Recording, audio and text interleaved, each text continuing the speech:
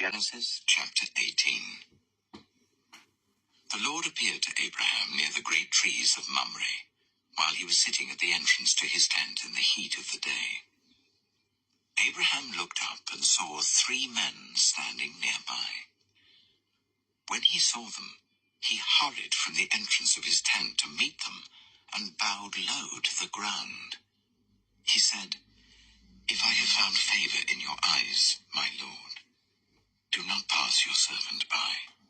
Let a little water be brought, and then you may all wash your feet and rest under this tree.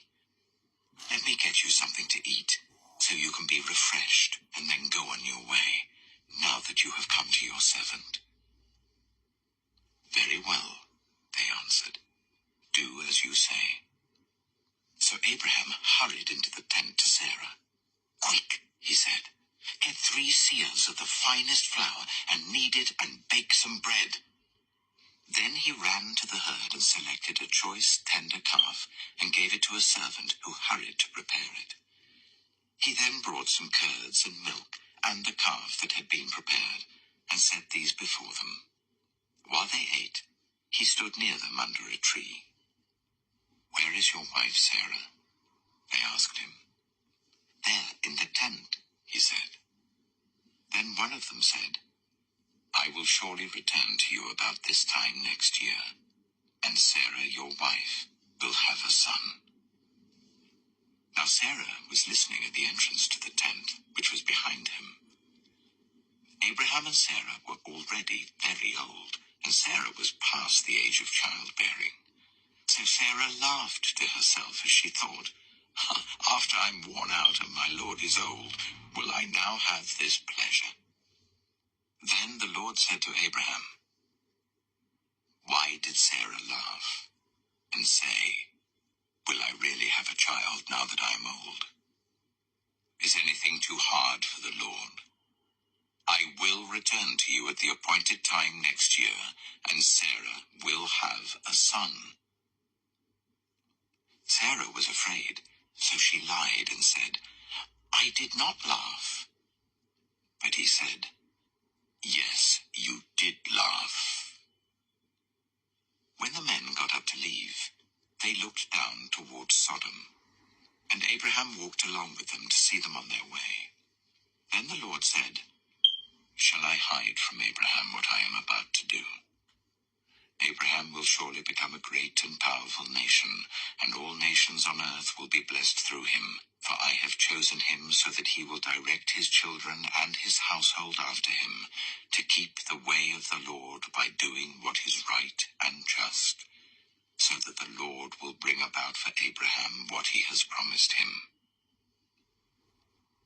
Then the Lord said, "The outcry against Sodom and Gomorrah is so great, and their sin so grievous, that I will go down and see if what they have done is as bad as the outcry that has reached me. If not, I will know." The men turned away and went towards Sodom, but Abraham remained standing before the Lord. Then Abraham approached him and said, "Will you sweep away the righteous with the wicked? What if there are 50 righteous people in the city? Will you really sweep it away and not spare the place for the sake of the 50 righteous people in it? Far be it from you to do such a thing, to kill the righteous with the wicked, treating the righteous and the wicked alike. Far be it from you.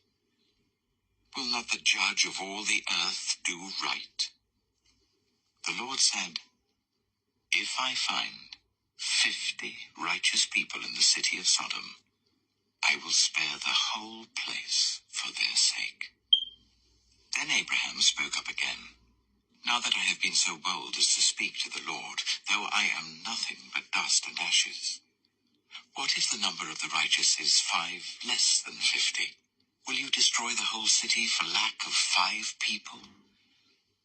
If I find 45 there," he said, "I will not destroy it." Once again he spoke to him, "What if only 40 are found there?" He said, "For the sake of 40, I will not do it." Then he said, "May the Lord not be angry, but let me speak.